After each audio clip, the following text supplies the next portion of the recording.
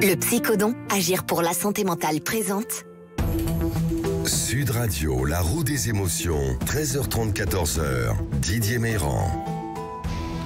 Bonjour à tous, je suis très heureux de vous retrouver pour la roue des émotions. Vous le savez, 6 émotions animent notre santé mentale: la joie, la tristesse, la colère, la peur, la surprise et le dégoût. Je vous propose de décrypter les faits marquants de l'actualité de cette semaine par le prisme des émotions et de prendre de la distance face au flux incessant de l'information. Pour nous aider, je reçois le docteur Jean Dorido, docteur en psychologie. Bonjour. Bonjour Didier, bonjour à tous. Vous avez accepté notre invitation pour nous aider à mieux discerner l'actualité en tournant la roue des émotions avec nous, pour nous rendre mentalement plus souple. Il sera question des fuites sur le Nord Stream et l'Union européenne qui promet une réponse ferme. Nous parlerons des élections en Italie, de la suppression des lits à l'hôpital en France et de la pénurie de conducteurs dans les bus en France et en Île-de-France, en région parisienne, où la pénurie est très forte. Commençons par la première actu de cette semaine. Des fuites sur le Nord Stream. L'Union européenne promet en effet une réponse ferme à ce sabotage hors service à cause de la guerre en Ukraine. Les gazoducs Nord Stream reliant la Russie à l'Allemagne sous la mer Baltique ont été tous les deux touchés par des fuites spectaculaires précédées d'explosions sous-marines. L'Union européenne promet une réponse, je le disais, ferme face à ce sabotage. Jean Dorido, avec quelle émotion sommes-nous impactés collectivement face à cette actualité selon vous ? Alors écoutez, c'est évidemment une très bonne question. Alors c'est difficile finalement de présupposer l'émotion collective. D'ailleurs, c'est pour ça que tous les gouvernements de la planète font beaucoup de sondages, beaucoup d'enquêtes d'opinion, précisément pour avoir une idée de ces émotions collectivement partagées concernant un projet de loi, concernant un événement. Donc évidemment, en psychologie, on sait bien, on ne peut parler que de soi. Et ma foi, envisager, c'est André Malraux qui disait « Chaque être humain, finalement, porte en lui toute la condition humaine ». On peut se dire, voilà, si moi, je suis traversé par cette émotion-là, alors je ne dois pas être la seule personne. Et typiquement, à titre personnel, sur cette fuite dans le gazoduc Nord Stream, la première de ces 6 émotions qui me vient à l'esprit, c'est la tristesse. La tristesse, d'abord parce que c'est du méthane qui part dans la nature et on sait à quel point l'énergie, elle est précieuse, surtout ces énergies fossiles dont on sait qu'elles vont finir un jour par manquer. La tristesse aussi parce que, manifestement, quand vous écoutez les spécialistes du sujet, ils sont assez unanimes pour dire que c'est très certainement un sabotage.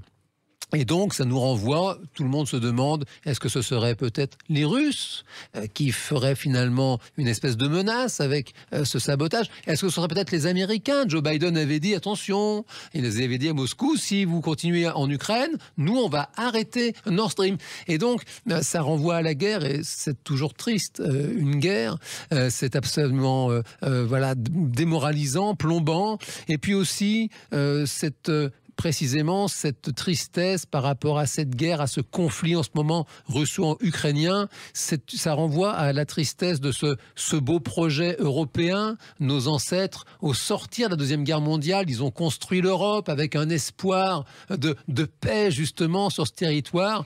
Et ce problème, ce sabotage manifestement sur Nord Stream, nous renvoie à cette triste réalité que ça se fait la guerre en Europe, c'est à côté de chez nous, avec tous les malheurs, tous les drames, tous les traumatismes que l'on connaît. Et oui, c'est la tristesse qui domine manifestement, clairement.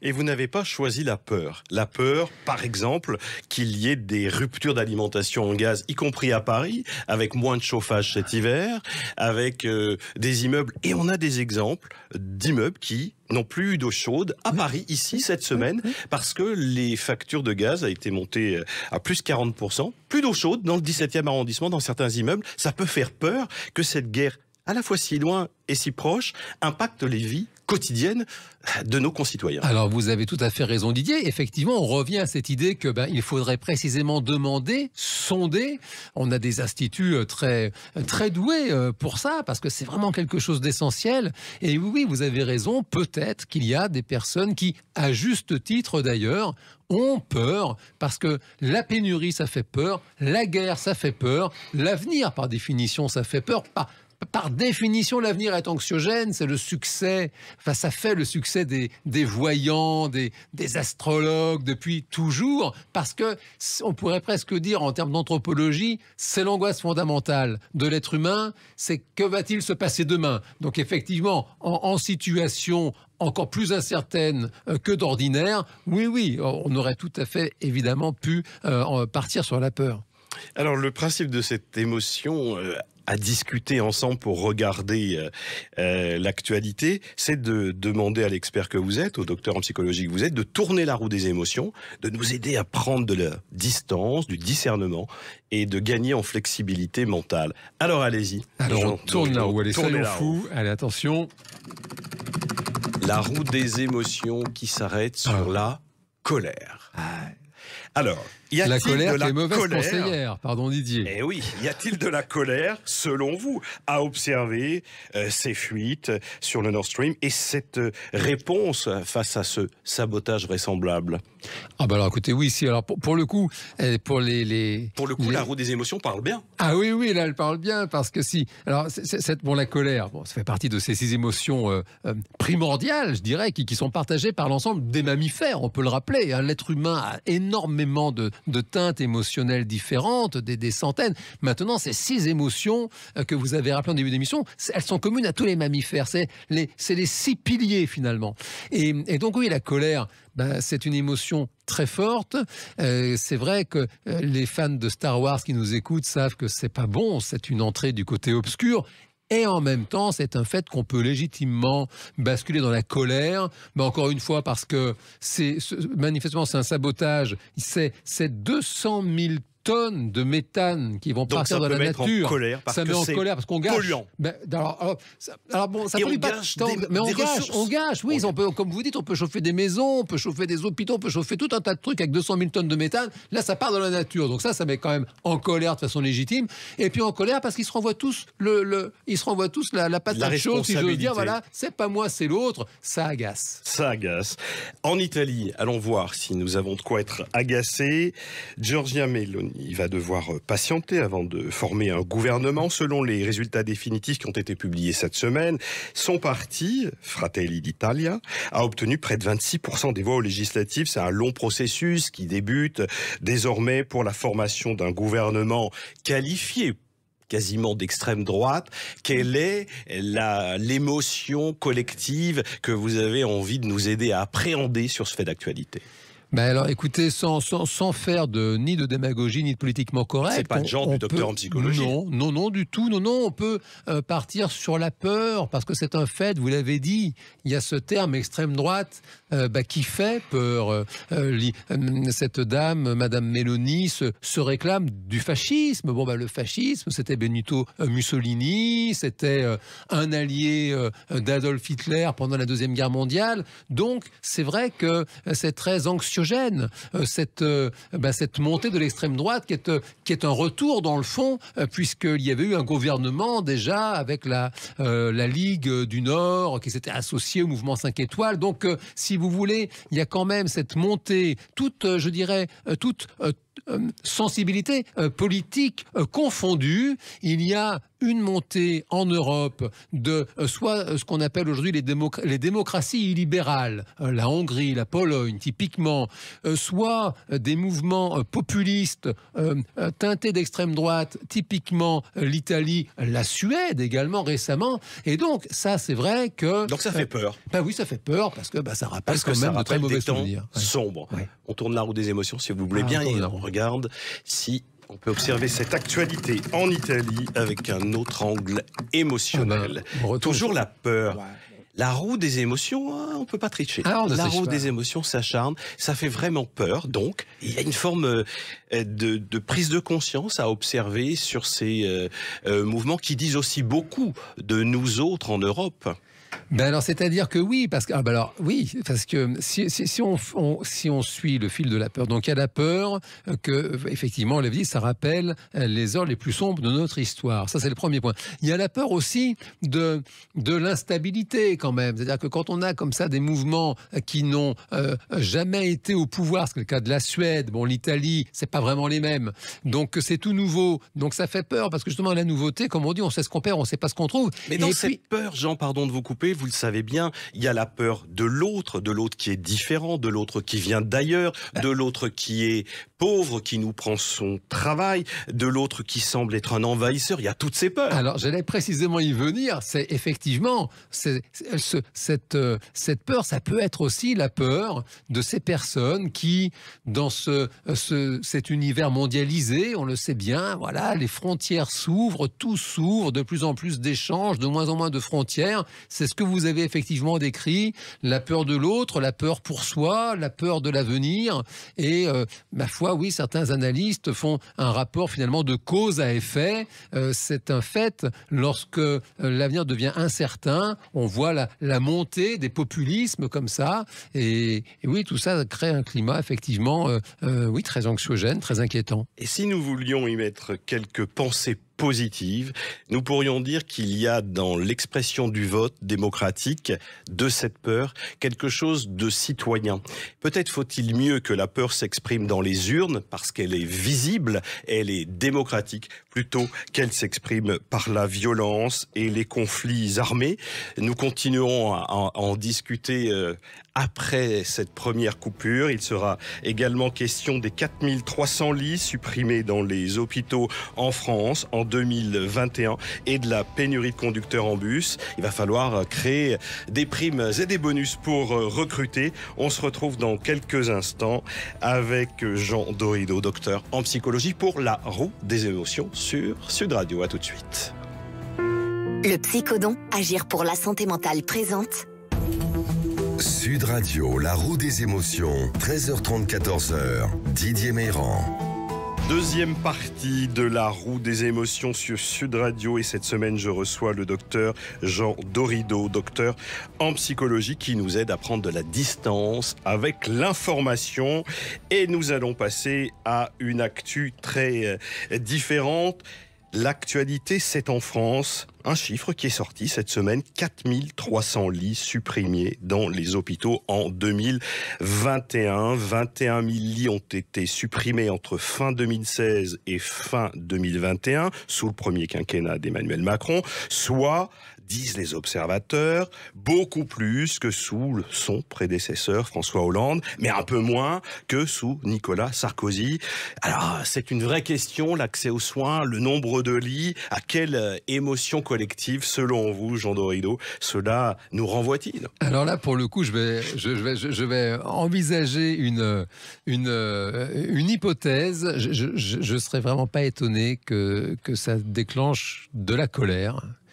Et une colère qui peut sembler pour le coup vraiment légitime, parce que le nombre de lits d'hôpitaux en France se réduit comme peau de chagrin depuis très très longtemps. Et alors notamment, quand même, on est sur une émission qui s'intéresse à la santé mentale, notamment le pire c'est les lits en psychiatrie, mais là c'est absolument effrayant.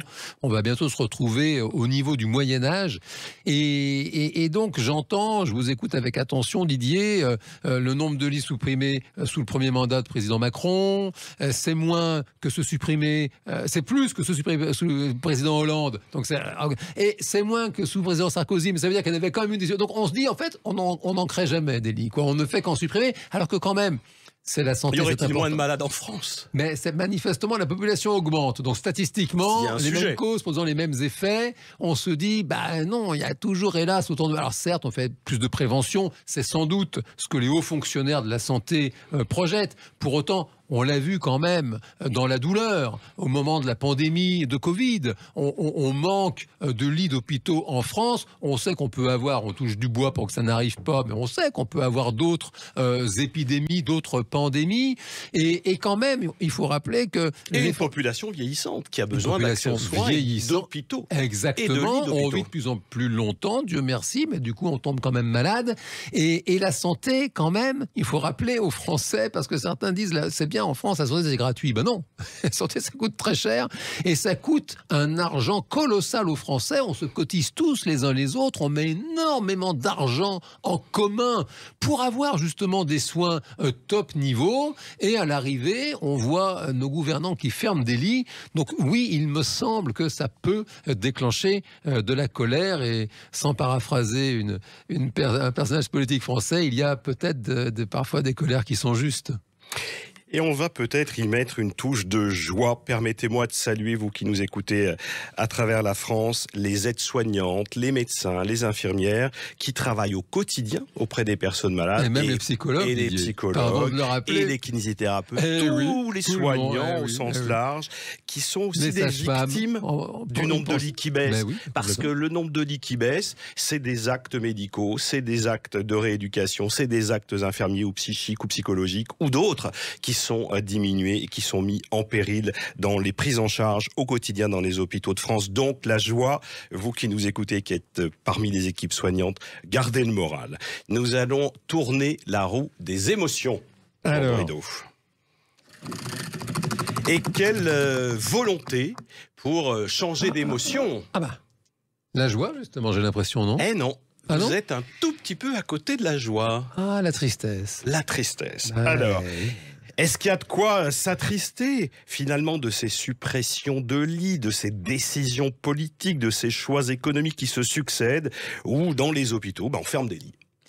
Bah écoutez, oui, hélas, vous savez, je reviens sur Star Wars, le côté obscur est toujours plus facile d'accès que la force proprement dite, et on peut facilement se connecter à la tristesse. C'est vrai que on a connu nos parents, nos grands-parents ont connu une France extrêmement prospère, où justement le plus grand nombre était bien soigné, sans vouloir faire de polémique politicienne, avait accès à la retraite, avait accès quand même à tout un tas comme ça de fondamentaux, et on n'était pas si nombreux que ça sur Terre. Le fameux modèle social à la française. Et c'est vrai que on peut parfois, si on s'abandonne à la tristesse, avoir le sentiment précisément que la France se tiers-mondise d'une certaine façon, des déserts médicaux, comme vous le disiez Didier, plus d'accès aux soins. On arrive à l'hôpital, on lit dans le journal des personnes qui sont restées 24 heures, 48 heures dans un couloir, Didier, sur un brancard aux urgences, parce qu'il n'y a pas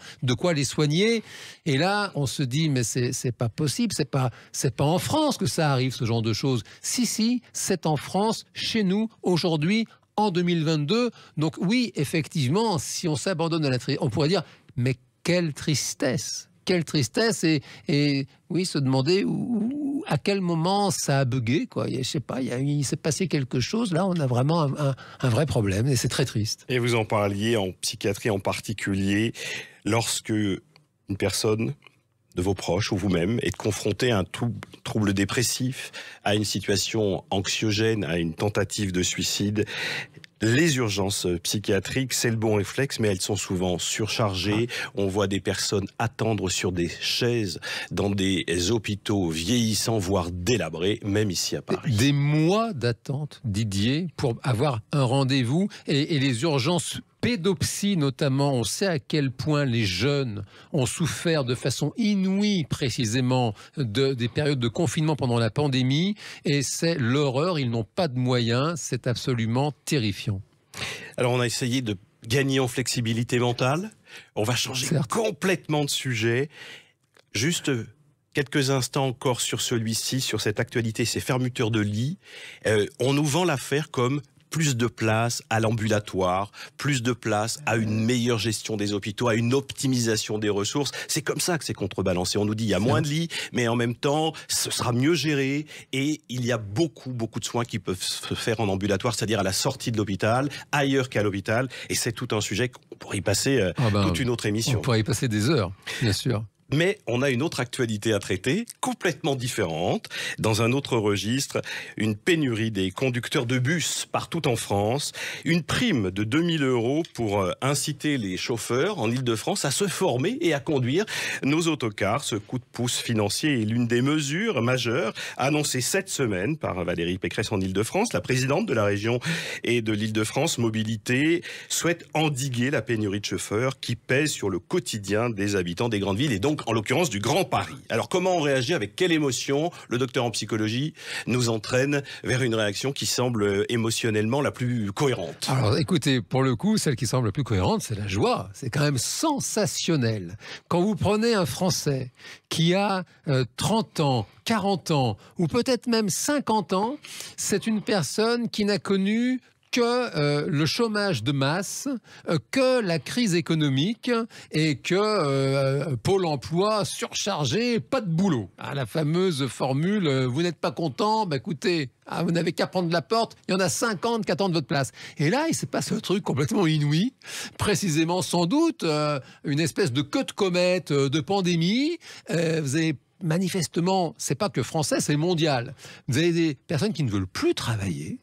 Et du coup, on cherche des personnes pour bosser et c'est quand même assez réjouissant, assez joyeux d'avoir une patronne d'une grande région. L'Île-de-France, c'est pratiquement un Français sur 10. Moi, je mets 2 000 € pour que les chauffeurs non seulement je vous fais du job, un job pour que des chômeurs deviennent chauffeurs. Et on vous forme. C'est quand même, faut apprendre à conduire un bus. Donc c'est une vraie formation. C'est un patrimoine. Quand vous savez conduire un bus, vous pouvez bosser dans le monde entier, dans le fond. Donc vous êtes presque en train de nous dire que la patronne d'une région a une forme de vocation, de responsabilité à donner de la joie à ses concitoyens. En tout cas, si on fait la démarche, on peut se... Vous seriez un fan de la présidente d'Île-de-France ? Oh, écoutez, ne lui dites pas ce que je pense d'elle, je le garderai pour moi. Alors tournons la roue des émotions.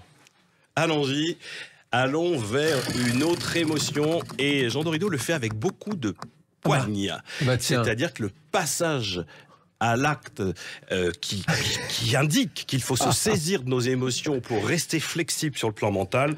Avec vous, il est très fort. Et on est sur la joie, toujours, et déterminant. Oui, c'est joyeux parce que d'abord... Alors, bon, le travail, c'est un fait. Pourtant, l'étymologie n'est pas joyeuse. Ça vient de tripalium. Ça veut dire supplice du pal en latin. Et pourtant... Mais le travail, c'était la santé, nous a-t-on chanté. Oui, mais le repos, c'est la conserver. C'était ça. Salvador, c'était ça la suite. Ça. Non, toutefois, plus sérieusement, si on revient sur la psychologie, Abraham Maslow, qui a créé la fameuse pyramide des besoins. Non, c'est un fait. Nous sommes des mammifères sociaux. Donc, nous avons besoin de vivre en groupe. Et c'est un fait que, si vous voulez, dans la pyramide des besoins fondamentaux, d'après Abraham Maslow, nous avons besoin de participer. Voilà, c'est vraiment quelque chose de nourrissant. Et d'ailleurs, on reste dans la psychologie, dans la santé mentale, le chômage est une cause de dépression. C'est-à-dire que quelqu'un qui perd son job, il déprime. Parce que c'est déprimant de ce sentiment de ne plus participer à la vie de la collectivité, de n'importe quoi, passer le balai, ranger un truc, conduire un bus, ramasser des poubelles, soigner des gens, éteindre un feu. Enfin, je veux dire, regardez les enfants d'ailleurs, ils rêvent sur des jobs très très tôt parce que c'est cette envie, c'est un désir, même un besoin fondamental, encore une fois, d'après Maslow, de participer, d'avoir sa place dans l'organisation sociale. Et oui, c'est un fait, c'est réjouissant pour quelqu'un qui a connu le chômage de masse toute sa vie. On dit punaise, et maintenant il y a du job, quoi. On a le choix, et même il y a des secteurs, il y a tellement personne pour faire le boulot qu'il y a quelqu'un qui dit allez, moi je vous file non seulement la formation, je vous file 2 000 € c'est beaucoup d'argent, 2 000 € en plus si vous voulez bien travailler. Donc oui, écoutez, là pour le coup, réjouissons-nous. Jean Dorido, docteur en psychologie, merci beaucoup d'être venu cette semaine dans la roue des émotions. Et ce week-end, n'hésitez pas à vous rendre dans un lieu fort en émotion, le cinéma. À l'affiche, le 6e enfant de Léopold Legrand avec la merveilleuse Sarah Giraudot. Franck est ferrailleur et Myriam ont 5 enfants. Un 6e est en route. De sérieux problèmes d'argent. Julia et Anna, eux, sont avocats et n'arrivent pas à avoir d'enfants. C'est l'histoire d'un impensable arrangement au cœur des émotions de nos vies. Et c'est un film à ne pas manquer, Jean Dorido, si vous avez du temps pour aller au cinéma ce week-end. Il faut y aller. À bientôt, et je vous retrouve la semaine prochaine, samedi 13h30 sur Sud Radio pour la roue des émotions. Au revoir et merci. Sud Radio, la roue des émotions. Avec le psychodon, agir pour la santé mentale.